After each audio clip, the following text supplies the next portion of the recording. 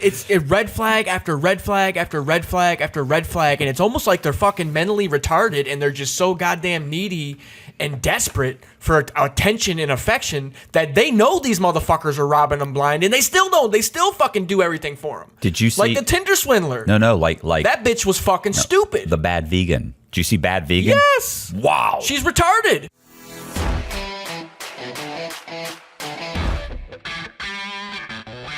Hey, this is Matt Cox, and I am here with John Boseak, and we are doing a reaction video. Is it reactionary? Reaction video to a clip from Shaun Attwood podcast about Kerry Daynes, who is a psychiatrist or psychologist. I'm not sure what the difference is. That interviewed me when I was in Amsterdam. So this is it. So what happened? So I'll tell you the setup is, and I'm here with John Boseak too. By the way, I think we said that. Did I say John Boseak? Yeah. I don't remember. Anyway, so I was contacted by this this production company that's a German production company that works out of Amsterdam, and they contacted me, and they're doing a series called initially it was called I think they told me it was called The Psychology of a Con Artist, and then, or a confidence man or something, and then but when it came out, it was called Inside the Mind of a Con Artist. So whatever. When they contacted me and they were like, "Hey, we're doing all of these, a whole series, different episodes on different con men. And we'd like to," and the way it was explained to me was, we've got one guy from Germany, we've got a guy from like the UK, we have a guy from France, we have a guy from, and they had all these different countries. And then they said, and we'd like to talk to you for the United States. And I was like, so you're saying like I'm representing the United States as like the lead con man? Who else is there? Jordan Belfort. So, well, I say this to them, and they're so timid, bro. They're like, well, I don't know if I'd put it like that. And I said, but I mean, kind of, you would be like the con man, like the premier con man for the United States. And I said, bro, I'm all in. Yeah. I love that. Like that's my shtick. I'm perfect for that. I don't have. They're so timid about it. Like they don't want to hurt your feelings or something. Like I fucking don't know why I was in prison. Yeah. So it would be like saying, "Oh, you're a scammer," and you'd be getting offended. Like, how can I get offended? Like that's what it is. What it is. Like I'm not, So anyway, so we kind of negotiate a fee, and then COVID hit, so it dragged on and on. It was like 6 months, but let's say 6 months or 8 months. One day they say, "Hey, listen, we're ready for you to fly out." Like they was like almost immediate, like within 3 weeks or something. Man, I can't fly out in 3 weeks. I had to get my passport, which meant I had to go to the judge because I'm on federal probation. I can't leave the United States. First of all, my crime, two of my charges are passport fraud. One's passport fraud. One is use of a passport. Right. So just applying, you can get it. That's a felony. Then if you actually get it, that's a felony. Then if you use it, that's a felony. So I got like two anyway. So what ends up happening is now I got to go to my judge. Well, we put in a motion to go to the judge to ask him to give me a passport so I can travel, so I can make money, so I can work on paying him on my restitution. So he thinks about it and he goes, "Yeah, all right." Then after I get that approved, then I have to go down to the passport agency and I have to apply to them and I have to show them I'm a felon, but my judge has approved me to get a passport. It still took 2.5 months. So then I get it. Then we schedule it. Then I fly over there. They initially told me I was flying. Oh, it'll be 3 days. 3 days. Man, it was 6 days. I was there 6 days because they're like, you'll fly in this day, so you have the whole day. Okay. Then the next day, then I went, I shot for 1 day, shot for another day, had a day off, shot for another day, had another day off, and then flew out the next day. It was like 6 days. So, and I'm there in Amsterdam alone during COVID. So very, very little is open. Anne Frank is a museum. They're like booked for 3 months. Like any place I wanted to go was closed or booked. So, Amsterdam is beautiful, but it's just me. The red light district's basically closed. Like you can't even, you could walk through it or something, and maybe they're there, but I'm not interested in going and doing any of that anyway. Right. So I'm just, I'm walking around. There's nothing's really open. So I was bored. But when I was interviewed, the premise of the show is they have several scientists and psychiatrists interview you. One is a behavioral psychologist to look at just how you behave and things like your eye movements and stuff. One is a neuropsychologist, and they put some things on my head like electrodes and stuff to see what my brain does. Right. And then one was I guess I don't know what this chick is. She's a doctor. She's huge. She's like a psychologist? Or? She is, but she's huge. And I think for I'm not sure exactly. I'm sure she's just like a psychologist or something. I don't think she's these other guys were scientists. First of all, she's huge in the UK. Like she's got a bunch of books out. She's on all these programs. And for some reason, I don't know if she helped develop this program or something. But she seemed more like the person kind of running the show from the other guys. It was more about her. She talks more. And she interviewed me. They made it seem like when they talked to me, they were going to be talking to me for days. Like it was all these tests and everything. So I was super interested. Like, okay, what makes me tick? I'm curious. Hey, if you guys didn't know, I do paintings. And if you're interested in a painting, I'm going to leave my contact information in the description beneath the video. Back to the video. But it really wasn't. Once we got there was very little interaction, very little real, tests being done. I mean, it took very little time at all. And then when the show came out, it was mostly about them, about the psychologists and scientists. And it wasn't exactly what I thought. It wasn't a bad show. But when I talked to her, you ever have you can walk in and feel when someone likes you sometimes, right? Sure. As soon as I walked in and I met her, disliked me. Yeah. Now she says she's like, oh, I enjoyed my time with him. I think she's being polite because she genuinely I have a great intuition. Oh, as do I. Right, and I could tell she was polite. She was nice, but the vibe was off. She despised me. Yeah, I know she did. The vibe was off. You can sense the vibe for sure. Especially when every chance she had an opportunity to say something slightly snide, she took it. Yeah. So it's like you're not saying complimentary things, you're saying snide things, slightly condescending things. Right. And so there was just a bunch of really fucked up interactions that I had with her. Like she started to try and push, when she was asking me about my crime, she started to push the media's agenda when I was in the media and I was on the run, where it was, and I was being sentenced. It was that I preyed on single mothers, and I forced them to leave their kids, and I was a Don Juan and forced them to fall in love with me. And that's what she said. Well, yeah, that was because that's the version. Like, they're like, oh, we know all about your story. We've studied you. No. I think you read an article. There's like one article that basically was written in a conjunction with one of the girls, which was Becky, who basically was trying to get a sentence reduction by saying, look, this guy was mentally abusive. Like he preyed on me. I was a single mother. I was vulnerable. He made me fall in love with me. I didn't realize what was happening. It was all bullshit. Like I was abusive. And anybody that has ever been interviewed, and there have been articles about me since then where they called my ex-wife and tried to talk to my ex-wife. And I remember this woman, Rachel Monroe, my ex-wife, told me that she's like, look, was he ever abusive? She's like, Matt? Never. And she goes, no, but I mean, maybe not physically abusive, but was he ever maybe mentally abusive? Did he talk down to you? Because she'd read some of these articles. So she's trying to think, I'm going to make it sound like he's a bad guy or something. And my ex-wife said, listen, let me explain something. This guy is my ex-husband. We did not have a great, we had a bad breakup. We did not have a great relationship when we were together. I would love to tell you some horrible things, she said. And he's a narcissist and he's arrogant. She said, but I can push anyone to the brink. She goes, you understand? She said, I can make anybody want to hurt me. And she said, and I literally I've slapped him in the face. I've knocked phones out of his hand. She said, I've gotten in his face. And she said, not one time did I ever feel like I was in danger. She said, ever. Then she talked to Allison Arnold. Same thing. She goes, Matt?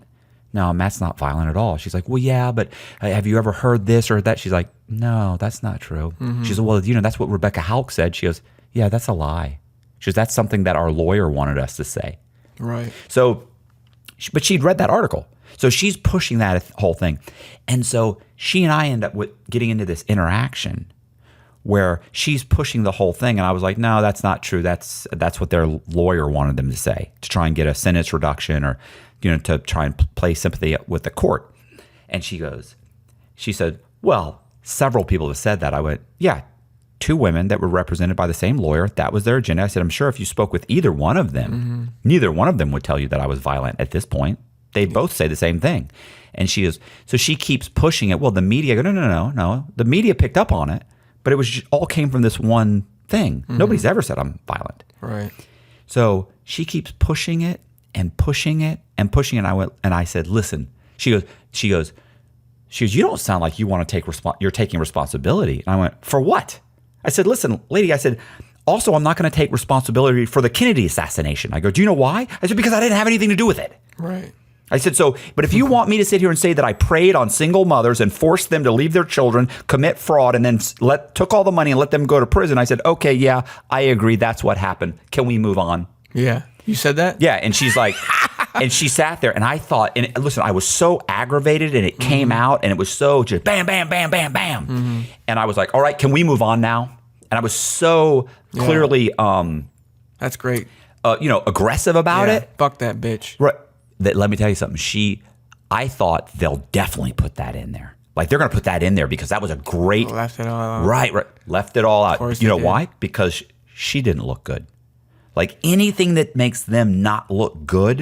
Because it turns out that really what that gets left on the cutting room floor. Right. All those episodes are really about. It's really about the scientists and the science behind trying to figure out like who these con men are. Right. Hey, I wanted to let you guys know that I have a Patreon account. If you're interested in joining the Patreon account, it's got 3 tiers. The top tier, you actually get a different con man painting every single month. If you're already joined and you're already supporting me, I really appreciate that. If you haven't joined yet and you're interested in joining, I'm going to leave the contact information for Patreon in the description. Thank you very much for watching the video. Back to the video. If you watch the trailer, I'm driving. It shows me in the back I get picked up and I'm being driven down a long road in like Iceland. I've seen it. Yeah. So I'm in the back of the thing bouncing around. Looks great, right? Like I'm definitely there. I'm definitely in the vehicle, right? It looks super great. Super. The production was amazing. Like as soon as I got there and walked in the place, my first thought was when I saw how big of a production studio it was and how many people were involved. Should have got more money, huh? Should have charged more money. I thought, what am I doing? Yeah, I lowballed the shit out of this one, didn't I? They said they got over. They said I'd be here for 3 days, so I figured, this much money, I'll make a nice little chunk of change that'll get me. That's good for. I'm good for a month or so. 3 days makes my whole month. I'm happy. Yeah. Mistake, but listen, and you know where the institute, the institute where they brought me and did all the studies and everything. It's in the institute is in Iceland. And that's where, of course, my plane lands. I get picked up. I drive down the road. I go to the institute. I'm in the institute. I get all these. None of that's true. There's no institute. Right. Like, there's no institute. That whole drive and all that was BS. It was a green screen. They actually had guys rocking the car. Wow. Like, so I'm not actually. I went to Amsterdam. And it's funny when they got there and they were like, yeah, so the whole thing is that you come in and you come to Amsterdam or you come into Iceland. And, my first thought is, bro, I got permission to come to Amsterdam. I thought you were actually going to go to Iceland? No, I knew I was going to Amsterdam. Oh, I told my probation officer, I'm thinking, my probation officer sees this, she's going to be like. Movie magic. Yeah. I was explaining that one. Right. It was a green screen. And she's like, no, look. I can see clearly you're in Iceland. I'm gonna be like, fuck. So anyway, yeah, bro. So anyway, yeah, that didn't happen. There is no institute. It was actually a super cool museum that had been closed down for COVID that they rented out. And then they rebuilt all these sets. So listen, it was amazing looking. It looked great. Yeah. Oh, it was great, bro. I mean, you listen. Even the fake walls. I mean, they spent a ton of money on this thing. So anyway, with that said, this doctor is huge in the UK. Okay, very popular. Right. So she goes on Shaun Attwood's channel, which I've been on several times. Shaun Attwood was an ecstasy dealer in the United States. He's British. He came over here. He became a big time stockbroker who started throwing parties and doing ecstasy, and then he started getting ecstasy to give people just at the parties, and he became so big. Guys started coming to him, "Can you give me some ecstasy? I'll pay you for it." So before you knew it, he's making a ton of money selling ecstasy. He stops being a stockbroker. He says, "Fuck it, I'm just going to sell it. I got a great hookup." And he starts he becomes this huge ecstasy dealer. He eventually gets caught. He goes to prison. I want to say it's for like 7 years in Arizona. Oof. Bro, that's rough. He gets out. He starts a podcast. I think he's been doing it for like 10 or 11 years, something like that. Like, because I remember talking to him about it. I was like, "Bro, you're blowing up." He's like, "No." He said, "I've been doing this 10 years.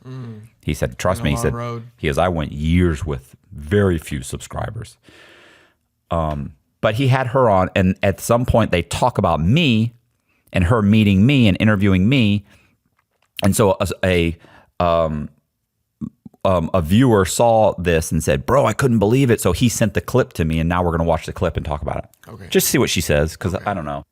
Oh, so Matt Cox is somebody who defrauded the Bank of America out of something like, was it $55 million? Not true. And basically his whole thing was mortgage frauds. And a lot of it was about creating fake documents to support a fake ID, basically, that he could take mortgages out on. And actually, he's a great artist, and so he used those artistic skills. But he's also, I mean, how would you describe him?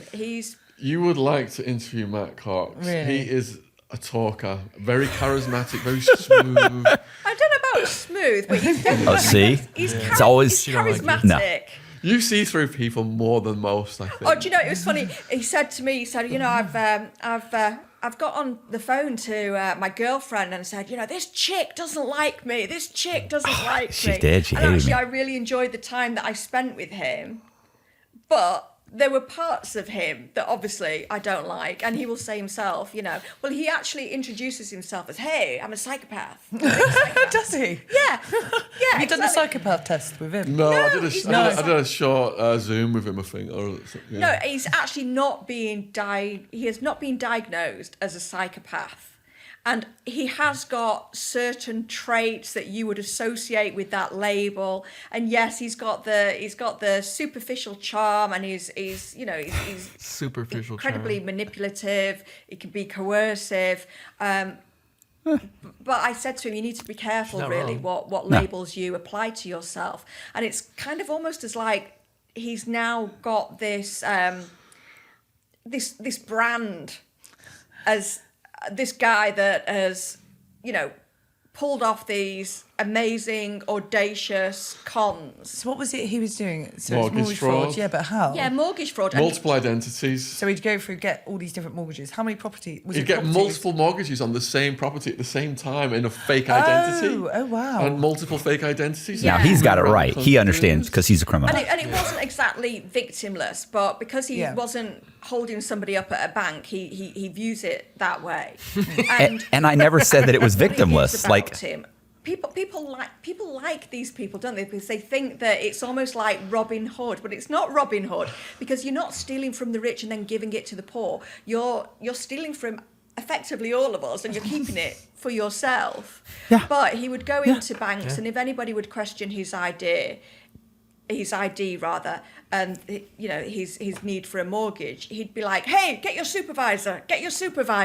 So he'd call on the power. Yeah, incredible bravado with it, and he enjoyed the adventure of it. You know, he clearly got off on the adventure of it. He loves cons. You know, I think he sees them as an intellectual and creative creative challenge. Is he a bit of a Dose that thing out narcissist? there. He's Yeah. very much a narcissist. I was But gonna say. again, when I spoke to him, I saw a real human, non-psychopathic side to him when I was talking to him about his relationship with his father. And he had that typical upbringing, very much like Donald Trump, actually, and I call it too much. Donald yet Trump not reference. enough, because he was given lots of things materially, but yet he never felt safe in his home, and he never felt loved and approved of by his father. Daddy so didn't he hug never me enough. got those emotional needs Typical met. narcissism. And again, when you I read when you about drill that. down into it, you can kind of you can start to understand his story a bit more and see him as more than just this brand, brand Cox, which is just out there. But he's great fun to spend some time with. But am I going to buy everything that he says? No. So what's he selling? Well, he's selling himself now, so to speak. Is he doing a book? Do you He's know what? prolific. He has, to give him his Yeah. dues, he has Yeah. helped some prisoners get their books out, and he's got his own books out, and he's got his channel. He's interviewing a lot of people. And Matt, don't ever come to Europe without letting me know again. Otherwise, Jen will be coming for you. Believe me. And do you know what? You didn't We tell want to me you're get you coming out there. in the studio. Yeah, because it was going to He's got skills Amsterdam. to pay the bills. So Skills to pay the bills. He's got skills to pay the Well, bills. Europe, So good on him. I you hope hop on he a does train and well, you're in a you different know. country. Yeah. Seems to be doing well. So which other con artists have you tackled? Oh God, we met loads. I mean, what was missing, sadly, was a love rat. I really wanted to interview. What's a love rat? A love rat. So somebody Who had several wives, maybe? creates a relationship with somebody in order to I think she said love fleece rat. of their money. So Because yeah, that I there's- think would have been. Yeah, we stopped because Yeah, they're not So- talking about you anymore. no, that's crazy. But a love rat. There's actually a few. The fuck is a love rat? So I think that's what she's calling it, a Yeah, love that's, rat. that's what she said. It's like a guy who will get you to fall in love. Like, did you ever see Dirty John or Dirty Johns? Is this like Tinder swindler? Is he a Yeah, love rat? yeah, exactly, kind of. But these are guys that will they'll move in with the woman, and then they basically drain their accounts, and then they go from one woman to another, or they'll have multiple women, and they I've just done that. use all. So, but yeah, that would they A did love rat. love rat. I've never heard that, Fucking but British and their goddamn nonsensical words. Oh my God, what was I gonna say?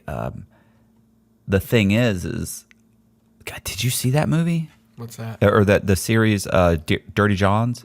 No. Bro, What's that about? they're vicious. Oh. Well, I can imagine. I think there's one called The Puppet Master where there's this guy who's Yeah. he's going around and he picks up these girls and he just drains but listen, them. man, I don't. When you see the women that get taken advantage of, I don't feel sorry for them. Why?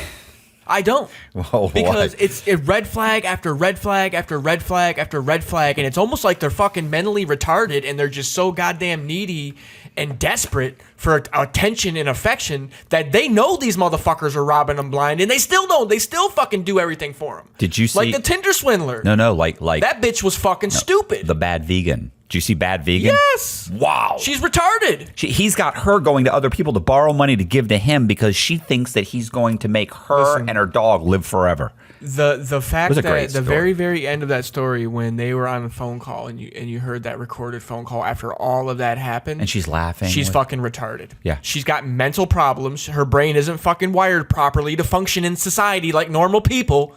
So she gets fucking so things like this happen to those kind of people. Right. And that's just what it is. Cannon fodder. That's what they are. Society's full of cannon fodder. That's what these people are. Yeah, I would love to go to fucking Europe and do his show like live. Like Oh, the Shaun Attwood? Yeah. Yeah. Oh, fuck you yeah, said man. that you were going to do it and the Wi-Fi I did messed do up. it. I was on it, and I was in Arizona, and I was at the tattoo shop, and the Wi-Fi just decided not to work that day, so I had to use my phone data. Yeah, and it was like it kept shutting off. And Well, I think the Wi-Fi here is okay. His little fucking punk ass, whoever books his fucking podcast for him. Got upset. Well, listen, motherfucker, you need to watch how you talk to me. I'm not one of these fucking other little, these people you're used to dealing with. You understand? Well, I don't know about what he was always polite to me, but my Wi-Fi He worked. wasn't polite to me at all.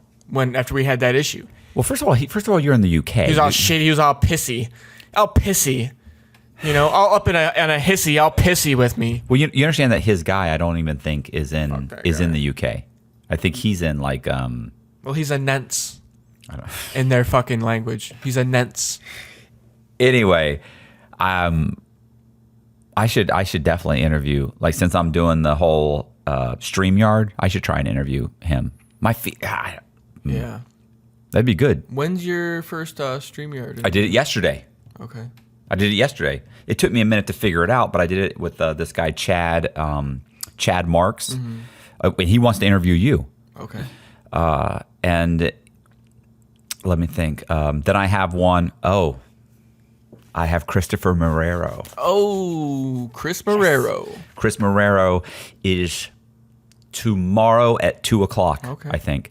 And then Friday I have one, and Saturday I have somebody coming here to do Inside the Darkness, bro.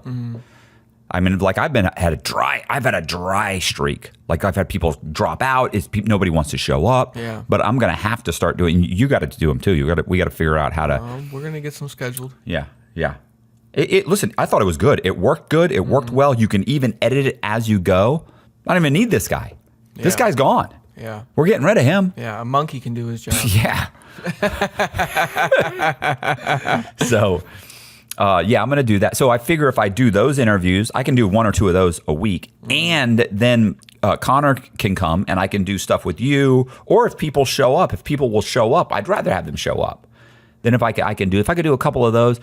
But I definitely have to supplement with the StreamYard stuff because it's just impossible to get people to come in here, especially if you want to. I had a kid contact me on Instagram. Then I told him, hey, email me. So he emailed me. He told me a story he wrote a long ass email. Yeah. Great story. I get though. 2 of those a week. Bro, but to me, you can say, great, let's do a StreamYard. Yeah. Like I'm already trying to tell him. He's like, my fear What's is the quality on that? I thought it was good. Colby said it was good. You know what the problem I think it's bad is because when I see myself, I think it's not in 1080p. Like it shows you in like 720. But it records in 1080. Records in 1080p. Gotcha. So Colby said he got it. He said fucking super crisp. Okay, cool. Because Yep. that's my biggest fear with. Well, the other thing is, remember I just ordered cords, so we want to set it up so that I can be looking at the guy and we can video with these cameras so you can see that I'm clearly talking to him on the computer. Yeah. And you know what I mean? Yeah. Like, in that way, I can look at them straight on. I can be on the computer so that it doesn't quite have that feel. Yeah. So I had to order some cords. I got the cords. We're going to plug them up. Connor's going to try and help me with it so I can do, Christopher Marrero. Yeah. I'm told Chris specifically, you've got to have a shirt on. Chris, Yeah. he's got titties. Yeah. Yeah. Well, I mean, it's just in general, I don't want to see a grown man with his shirt off. I don't want to do I don't think that my viewers want to see that. Okay. Especially not in his shape. Not in his shape, no. No. Okay, I appreciate you guys watching. Do me a favor, hit the subscribe button, hit the bell so you get notified. Leave a comment in the comment section. I've been slipping the last couple days on the commenting, but I've been doing a ton of stuff. Like I've been making little TikToks and stuff. I'm going to get back to that. I appreciate that. I appreciate you guys watching. Thanks a lot and see ya.